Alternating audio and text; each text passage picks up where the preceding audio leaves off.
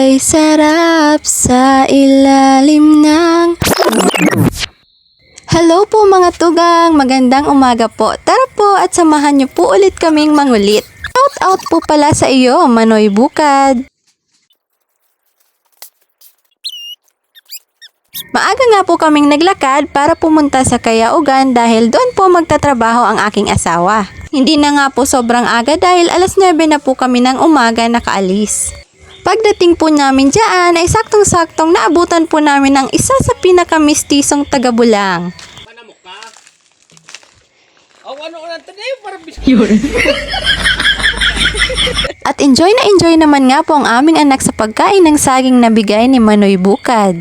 At habang hinihintay po namin na matapos si Manoy ay pansamantalang nagluknit muna ang aking asawa habang ang aking anak ay nakatulog na.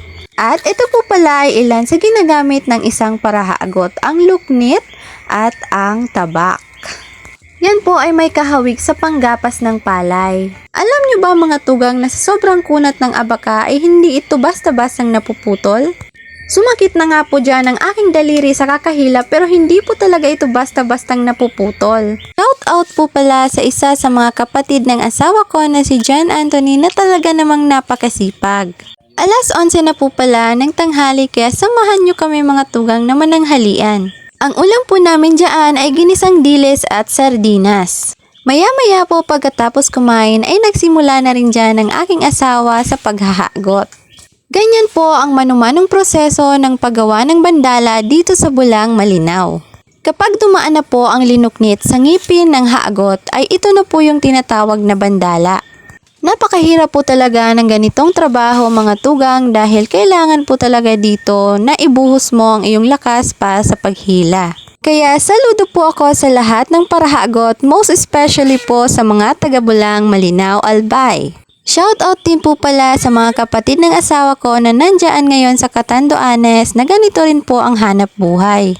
Uwi naman po kayo dito dahil miss na po kayo ni Papa June at ni Mama Merly. At maya-maya nga po ay hindi na rin nagdalawang isip ang aking anak na maglaro dyan sa linuknit ng papa niya.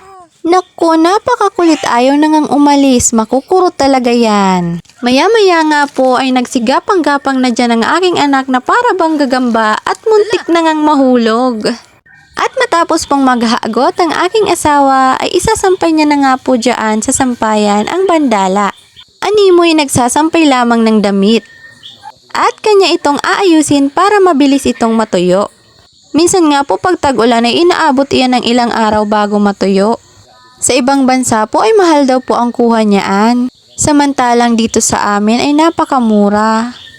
Dito naman ang gagaling yung produkto. Noong nakaraang taon nga mga tugang ay bumaba ang presyo niyaan.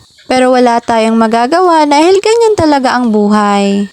At ayan na naman po si Boy Nguso, nanguso ng nguso. Akala niya siguro ay nandyan si Ivana Alawi. Ay kailan mo kaya mangungusuan ng personal si Ivana?